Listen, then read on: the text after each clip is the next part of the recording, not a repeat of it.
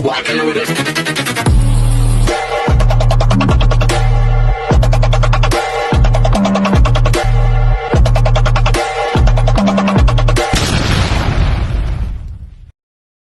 Hi everyone! Good evening! I'm back! It's your Mama Sam dito sa Sam Sam TV. Kamusta naman kayo mga amigo, amiga, kumare at kumpare? Sana lahat kayo ay okay at safe ngayong araw na to. Syempre kung ako naman ang tatanungin nyo, fresh overload pa rin, di ba? So medyo pagod ako today. Sa totoo lang guys, pagod ako dahil sa sobrang dami kong ginagawa. Nagturo ako ng 6 na oras, tapos nagtuturo din ako ng practice ng sayaw ng mga bata para sa presentation namin sa darating na Christmas Day. Medyo ano pa nga naguguluhan pa ako sa mga step kasi parang feeling ko sa sobrang dami ng ginagawa ko, nagkakanda buhol-buhol na yung step.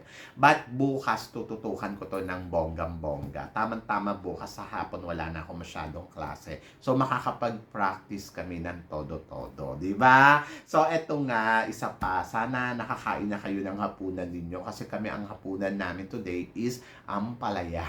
Ampalaya. Gusto ko talaga yung ampalaya, lalo na yung gisa nino. Ang sarap-sarap ng ampalaya. Tapos, meron kaming pritong malaking tilapia. Yung malaki talaga, yung bongga. So, yun. Gustong-gusto ko yung tilapia saka ampalaya. So, feeling ko today, energetic ako kahit pagod na pagod ako kasi nakakain ako ng gulay. Ewan ko ba, gusto ko talaga gulay. So, totoo lang, kung ako tatanungin mo kung araw-araw pakainin mo ako ng gulay, halimbawa kalabasa, ampalaya, tapos mga gulay pa na color green, I love it, promise. Kaya lang sino kasi bihirang magluto ng ganun, gusto niya laging baboy, laging karne, nako, kamusta naman. Kung ako lang masusunod, gusto ko gulay talaga. Kahit kangkong, okay sa akin yan. Basta color green, no? Di ba? So, yun. So, kamusta naman? Ito nga, ang chika natin today ay talaga naman, oh my God, nakakaloka ng bonggang-bongga kasi may nagtatanong nga sa akin, sabing gano'n, Mama Sam, possible ba si Antonio Porcel na makuha niya ang corona kay Nicaragua? Lalo na ngayon may problema si Nicaragua sa kanilang bansa. So, hindi ba dumating ang panahon na parang maibigay ito kay Antonio Porcel? O, di ba? Ako naiintindihan ko na ang tao hindi may iwasan makapag-isip ng ganon. Actually nga, nabiblame pa nga dito si Kunan kasi sabing ganong planado nga daw yung mga ganitong eksena. But guys, syempre, as long as possible, sa mga nagnanalong first runner-up, laging ganon na sana, sana makuha ng corona, sana mawalan ng corona yung title holder mapunta sa first runner-up. Kahit tayo, yung mga nagpa-first runner-up tayo kay Miriam Kiambao, nag-first runner-up tayo kay Janine Togonon, ganun yung naiisip natin. Ako, sana yung title holder, magkaroon sila ng problema para matanggalan sila ng corona at mapunta sa atin, di ba? For sure, hindi lang sa atin, sa ibang bansa, lahat na nagpo-first runner-up. Sabi ng ganun, ayun daw yung pinakamasakit na posisyon Yung lalo na pag nalaman mo, konting-konti lang yung lamang niya sa'yo. Yung first runner-up daw talaga. Sa totoo lang, ako parang feeling ko, oo. Yun yung pinaka-pangit na posisyon. Mas better pang mag-second runner-up ka more than doon sa mag-first runner-up ka, di ba? Kasi pag first runner-up ka, parang hihintayin mo talagang magkamali yung But, sabi ng ganon, ang first runner-up ay para ka na rin daw title holder niyan. Kasi, syempre dapat yung ginagawa ng Reyna ay kaya mong gawin. So, ibig sabihin, yung caliber mo, halos kapantay ng nanalo. At kaya ka nilagay sa first runner-up kasi no matter what happen, ikaw yung papalit. So, kaya mong pantayan yung level niya. Ganon. At etong kay Antonia, dahil nga sa may nangyayari nga dito sa Nicaragua at hirap nga makabalik sa bansa nila, yung bagong reyna na si Shanice, maraming nagsasabi, nako, mukhang talagang tagilid dito si Shanice at mapupunta ang corona kay Thailand in the future. So, mahaba-haba pa ang hihintayin niya bago matapos yung reigning queen ni Shanice. And then, of course, si Antonio Porcel, talagang marami din nang hinayang, lalo na ang Thailander. Kasi sinasabi nga nila na parang konti na lang, sayang, no, first runner-up. Pero tanggap nila. Tanggap talaga nila na okay lang yon, mataas na posisyon na yon para sa kanila, and then happy sila. Kung tutuusin, yes, para sa Thailand, mataas na posisyon ng first runner-up. Sobrang bongga na yan. Kasi bihira silang makapasok sa semifinals, bihira silang makarating sa ganitong level talaga ng pagka first runner-up sa isang international pageant.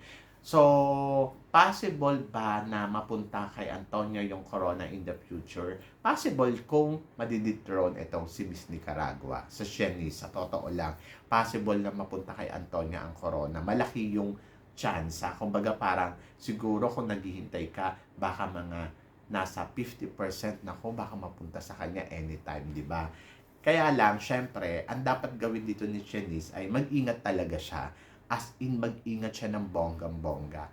So, sa ngayon, nandoon siya sa insidente na may problema yung country nila. Hindi yun kasalanan ni Shanice. Kasalanan yun ng organization ng Nicaragua. So, itong organization ng Nicaragua, nag-resign na siya.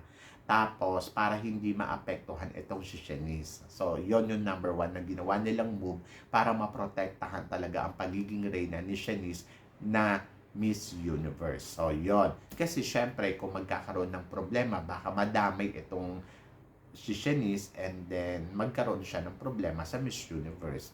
Hanggat hindi naman siya nakakagawa ng nilalabag na rules dito sa Miss Universe, so ibig sabihin, continuous lang yung pagiging reigning queen niya.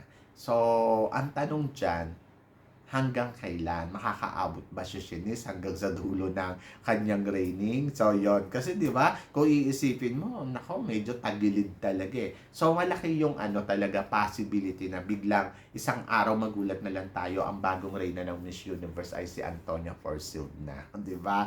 Kasi, yung mga ganyang problema, medyo kailangan talaga konting ingat, tagilid talaga. But I wish na sana matapos yung pagiging reigning ito ni Shanice, di ba? So, ngayon, ang inaabangan dyan, ano ba yung mga eksena pang gagawin ni Shanice and then, kamusta ang mangyayari sa kanila after netong in-announce nga na ban yung national director niya and then, makakapasok ba si Shanice dito sa bansa niya para syempre magdiwang sila ng kanilang homecoming bilang bagong Miss Universe na kauna-unahang Miss Universe ng bansang Nicaragua. So, ako naman na nakikita ko, pride naman ang ibinigay ni ni Shanice dito sa kanyang country. For sure, yung honor yun, syempre, ng gobyerno nila, di ba? So, abangan natin yan. So, tingnan natin. And then, si Miss Thailand naman, sabing ganon, kung downgrade ba itong si Antonia sa pagkasali niya dito sa Miss Universe? I think no, hindi siya downgrade. Kasi kung iisipin mo, si Antonia Forsyth, at taas ng posisyon na nakuha niya dito sa Miss Universe. And then, I think enough yon para mapantayan niya yung pagiging reyna niya sa supranational. Kasi kung palagay natin, ang caliber ng isang supranational ay yung mga nananalong second runner-up at saka first runner-up sa Miss Universe. So, ibig sabihin, talagang na-hit lang niya yung standard ng pagiging reyna niya sa supranational. Kasi di ba, bakit ko nasabi yan? Si Lalela Maswani is second runner-up dito sa Miss Universe noong 2019, kung hindi ako nagkakamali.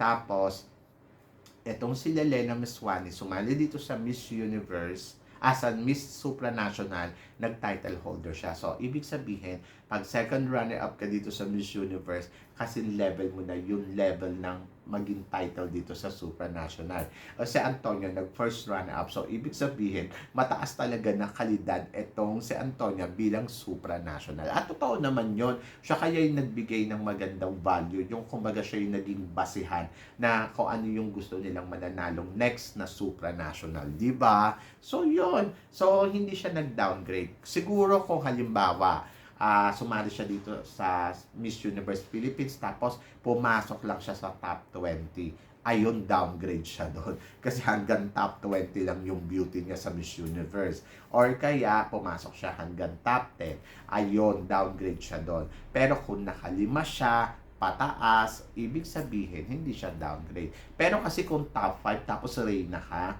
so reyna ka sa Supranational, medyo downgrade ka pa rin nun para sa akin. Kasi parang feeling ko, dapat inangat mo pa ng konti. Siguro dapat ang narating mo talaga second runner-up hanggang sa tawag dito, title holder ng Miss Universe. So, yon, pataas sa second runner-up. Parang feeling ko hindi ka downgrade.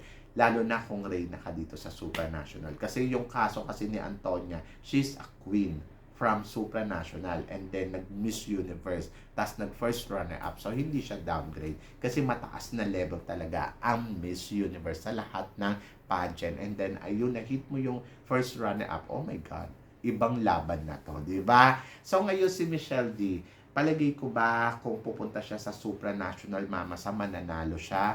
I think yes, oo. Kasi yung quality ni Michelle D plus yung communication skills niya at saka yung ino-offer niya talagang total package na performance level ay talaga namang masasabi ko malayo ang mararating niya, di ba? So para sa akin, bongga yon. So kaso hindi niya siya sasali sa kahit anong pageant. So hindi na siya mapupunta maging isang super. Pero kung alam mo kung magsusupranational si Michelle D, halimbawa next year, I think malaki yung chance niya makuha yung corona na supranational. Lalo na sa supranational, ang hinahanap nila hanggang 32 years old. So, pasok na pasok yung edad ni Michelle D. So, I think mananalo to, magta-title to dito. So, kung susubukan pa ni Michelle D, kaso ang tanong, gusto pa ba ni Michelle D sumali sa Miss Supranational? Sumali na siya sa Miss World, sumali na siya sa Miss Universe. Pero kung talaga magsusupra to, panalo to. Panalo, magta-title to doon. Promise. So, yan. Diba? So, kayo guys, ano guys ang tingin ninyo sa mga pinag-uusapan natin? So, please comment below para at least malaman ko naman kung ano naman chika mo dito sa mga pinag-uusapan natin. Kung tingin mo ba etong si Antonio Forsyth kapag downgrade nga ba siya sa pagsali niya dito sa Miss Universe, and then tingin mo possible nga ba na one day magulat tayo na mapunta sa kanya yung corona ng Miss Universe dahil sa nangyayari dito kay Miss Nicaragua sa kanyang country? And then tingin mo ba si Michelle D pag pumunta ba sa Miss Universe, sa Miss Supranational, magta-title ba to? So please comment below para at least malaman ko naman yung mga chika mo sa mga pinag-uusapan natin. So yon, guys, maraming salamat syempre sa inyong lahat sa walang sawang suporta at pagmamahal na binibigay ninyo syempre dito sa channel ko. At sa mga hindi pa po nakaka-subscribe dyan, please don't forget to click like and subscribe my channel at i-click nyo na rin itong video natin today. At yung notification bell, syempre, para lagi kayong updated sa aking mga chika. Sabi ng ganon, always keep smiling lang and always think positive. Walang imposible, guys. Magtiwala lang tayo sa itaas. Kaya, guys, hanggang dito na lang. Hanggang sa muli nating chikahan. See you tomorrow. Thank you, guys. Thank you.